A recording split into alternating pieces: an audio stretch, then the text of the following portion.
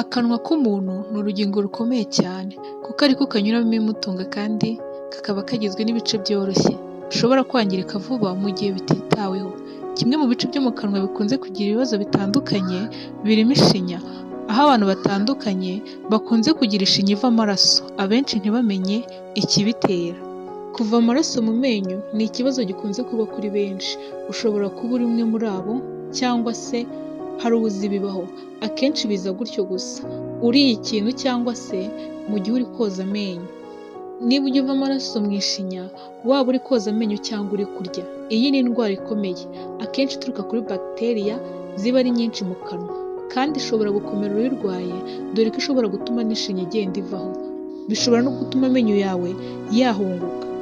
Muri iki kiganiro, sobanukirwa uko yandura, uko ifata uyirwaye, n'uko wayikira ukaba wanayirinda. Tuguhaye ikaze kuri YouTube channel yacu Inzobere TV Show.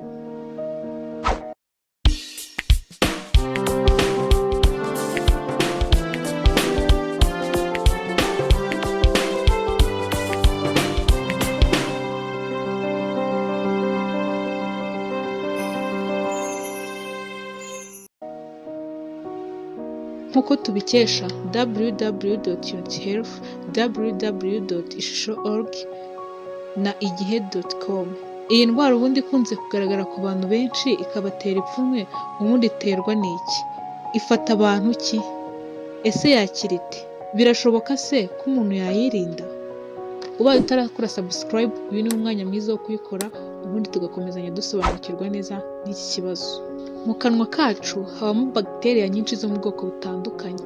Iyo ni nayo mpamvu ugomba gukoresha kandi ukibuka guhindura uburoso bw'amenyo, koza byibura 2 ku munsi mu gihe kiri hagati y'iminota 3 cyangwa se 5, ndetse ugomba kwibuka kwisuzumisha kwa muganga w'amenyo byibura 2 mu mwaka. Ubundi ishinya iyo nta kibazo ifite, ntabwo ijya ivamo amaraso uko yishakiye. Rimwe na rimwe ushobora kubona ayo maraso uri koza amenyo ukabyirengagiza. Gusa uko ugenda ubitinza, bishobora kuzarangira amenyo agenda avamo utazi icyabiteye.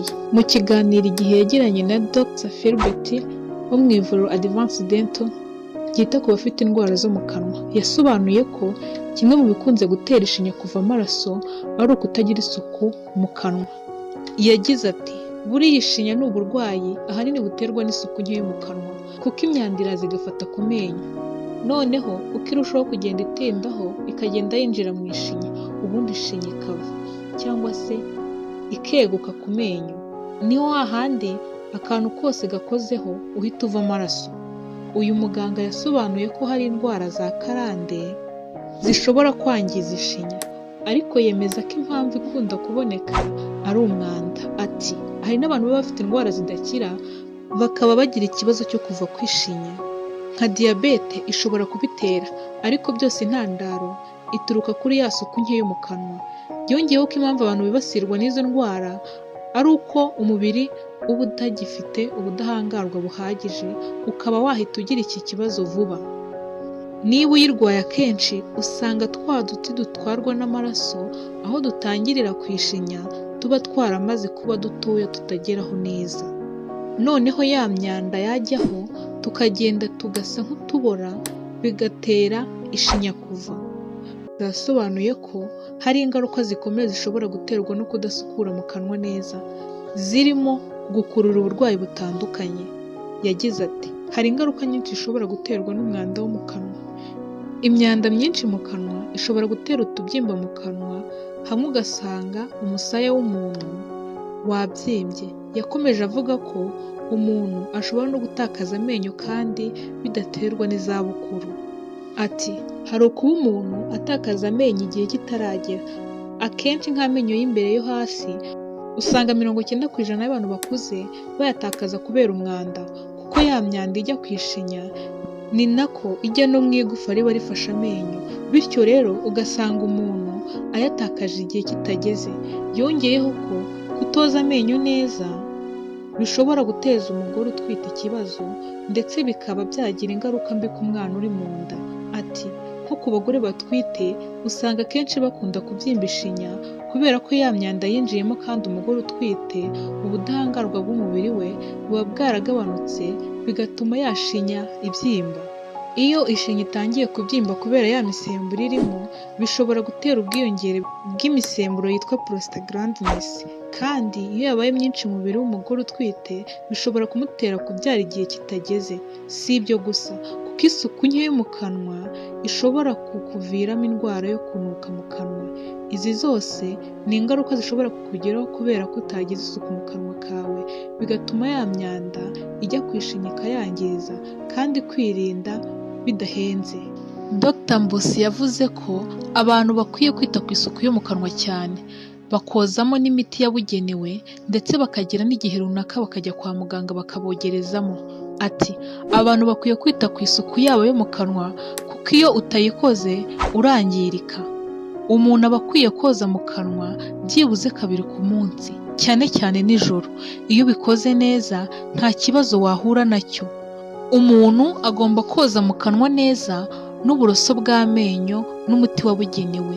Ikindi abantu bibagirwa kandi gifite akamaro ni ugukoresha kariya kadodo ko mu menyo kinjiramo imbere kakasukura neza. Mbusa yavuze ko abantu bakwiye gucika ku muco wo kubona ko amenyo yera bakagira ngo nta mwanda urimo, ahubwo bakajya bafata umwanya wo kujya kogesha amenyo kwa muganga wabihuguriwe. Ati abantu iyo babona amenyo ari umweru bagira ngo nta mwanda urimo, ariko iyo twiyogereza amenyo ntabwo tugendera mu mpande zose. Umuntu aba agomba byibuze kujya kwa muganga w'amenyo kogesha mu kanwa 1 mu mezi 6 kugira ngo yirinde umwanda wo mu kanwa. Dr. Mbusi yavuze ko umuntu waba ufite ikibazo nk'iki yabagana bakamufasha kugikemura ndetse bakamuha n'imiti ituma iyo shinya irekeraho kuva amaraso. Noneho nyuma yo gusobanukirwa n'ibyo Dr. yavuze, katurebe igitera iyi ndwara. Icya mbere, indwara z'ishinya, ifumbi. Kuba ishinya yabyimba igatukura ndetse no kuva amaraso ni bimwe mu bintu byakwereka ko ishinya yawe yatangiye kurwara. Izi ndwara zibasira ishinya ziterwa n'urubori ruba rwarafashe ku menyo, kuko bakteriya ziba muri urwo rubori nizo zituma ishinya yawe icika intege ndetse igatangira kugaragaza biriya bimenyetso twavuze haruguru. Ikintu wakora kikagufasha ni ukongera inshuro ndetse n'uburyo wozamo amenyo yawe. Icya kabiri, kubura vitamini yo mu bwoko bwa K. Mu busanzwe iyi vitamini ifasha mu gutuma amaraso avura neza. Kubura iyo vitamini rero yo mu bwoko bwa K bituma ishinya iva amaraso. Icya gatatu, kunywa itabi. Kunywa itabi bituma amenyo yawe yangirika ndetse igatuma ubuvuzi ubwo ari bwo bwose butagenda neza nk'uko byagakwiye. Icya kane, imyaka cyangwa se ikigero ugezemo. Iyo umuntu ari kugenda akura, kuva amaraso mu ishinya biba ari ibintu bisanzwe. Abasaza n'abakecuru baba bafite iki kibazo nyamara nta yindi mpamvu yabiteye, ahubwo ari ukubera imyaka bagezemo. Icya gatandatu, diyabete. Mu gihe urwaye indwara ya diyabete biba byoroshye kuva amaraso mu gihe woza mu kanwa. Icyo gihe ushobora kuba ukoresha imbaraga nyinshi mu koza ndetse n'uburoso ukoresha bushobora kuba bwarigonze cyangwa bukomeye, bityo bigatuma ishinya iva amaraso. Imirire mibi. Kubura intungamubiri z'ingenzi mu mubiri nka za vitamini zo mu bwoko bwa A, B ndetse na C bishobora gutuma ishinya yawe ijya mu byago byo kwangirika, maze bikarangira iva amaraso mu gihe woza mu kanwa. Ni byiza gufata indyo yuzuye kuko nibwo buryo bwagufasha kubona izo ntungamubiri. Burya inyinshi tuzibona mu mbuto no mu mboga. Icya karindwi, imiti imwe n'imwe dufata. Zimwe muri izo harimo kugabanya ivurwa ry'amacandwe ndetse bigatuma bagiteri zo mu kanwa zitangira kwikusanya kugira ngo zangize ibice byo mu kanwa k'amenyo ndetse n'ishinya. Icya munani, umunaniro. Umunaniro watuma ishinya yawe ndetse n'ibice byo mu kanwa bitakaza ubwirinzi bwabyo ku ndwara, bigashobora no guteza ikibazo cyo kuva amaraso mu kanwa. Mu gihe wumva unaniwe ni byiza kuruhuka neza. Icya cyenda, kuba warakutse amenyo. Mu gihe wakutse amenyo, guhuza amenyo biba bigoye mu gihe uri guhekenya. Ibi bituma amenyo yandi yikuba ku ishinya bigatuma iva amaraso kuko iba yakomeretse. Icya cumi, gutakaza ubwirinzi bw'umubiri. Indwara zibasira umubiri akenshi ziba zituruka ku kuba umubiri uba watakaje ubudahangarwa bwawo. Icyo gihe bimwe muri ibyo bibazo biba byugarije umubiri bishobora kuba aribyo byatuma ishinya yawe iva amaraso. Icya 11, kuba udakunda kwisuzumisha ku muganga w'amenyo. Burya iyo akanwa kawe kadasuzumwe mu gihe runaka bituma bigorana kumenya ikibazo cyaba kirimo. Dusabwa kujya kwa muganga w'amenyo byibura 2 mu mwaka mu gihe bagukuriraho nk'urubobi ruba rwafashe ku menyo yawe, kuko ni kimwe mu bintu byaguteza ibyago byo kurwara ibice bitandukanye byo mu kanwa. Icya 12, indwara zandurira mu kanwa. Indwara zimwe na zimwe zandurira mu kanwa, cyane cyane amacandwe, niho hantu bagitériya zikwirakwizanya. Icya 13, ni kimwe mu bintu byatera ishinya y'umugore kuva amaraso. Nubwo bishobora kuba ari ibintu bisanzwe, ariko umuganga usanzwe usuzuma uwo mugore niwe umenya icyakorwa hagati aho ngaho. Icya 14, ikibazo gishobora kuba cyaraturutse ku buvuzi bw'amenyo wahawe. Mu gihe waba warahawe ubuvuzi bw'amenyo runaka, nko kuba warahomewe ishinya nabi, nyuma yaho ukaba watangira kuva amaraso, biba byiza iyo usubiye kwa muganga w'amenyo akabikosora. Nyuma yo kubona uko iyi ndwara yandura, noneho se ni gute? Ni iki wowe wakora ukirinda iyi ndwara? Wakora subscribe ukanasangiza abandi iyi nkuru, nabo bakamenya umuti w'iki kibazo. Kugira ngo tubyumve neza, kadutangire twibaza iki kibazo: ni ubuhe buryo wakoresha ngo wirinde kuva amaraso mu menyo? Dore ibintu 5 ushobora gukora ubwawe mu kurwanya kuva amaraso mu menyo. Icya mbere, gana farumasi iri hafi ugura umunyu ugurishwa muri farumasi witwa bicarbonate na peroxide hydrogen cyangwa se oxygene. Ubajije muri farumasi bayiguha, yo ni amazi. Mu gihe utabibonye ushobora gukoresha indimu, nayo ikora akazi kamwe. Byombi urabivanga ku rugero rukwiriye ku buryo biba nk'umuti usanzwe wo gukoresha amenyo. Uru ruvange rufasha mu gukuraho ibyo bifata ku menyo, mu guhumuza mu kanwa ndetse no kugira amenyo yererana.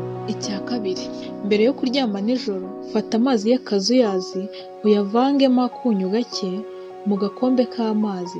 Shyiramo agace k'akayiko k'umunyu maze wunyuguze mu kanwa ucira. Bikore kugeza ku munota umwe. Ibi byirukana za mikorobe zashoboraga gufata ishinya, bikarinda impumuro mbi mu kanwa. Icya gatatu, fata ibibabi by'imyembe ubishyire mu litiro y'amazi yabize neza, hanyuma ubitereke bihore. Iyo bimaze guhora neza, ushobora kubijundika mu kanwa ubizunguza, hanyuma ugacira. Ibi byitwa garge. Icya kane, hari imiti yoza mu kanwa iboneka muri farumasi zitandukanye, mouthwash, ariko niba udashobora kuyigurira nta kibazo.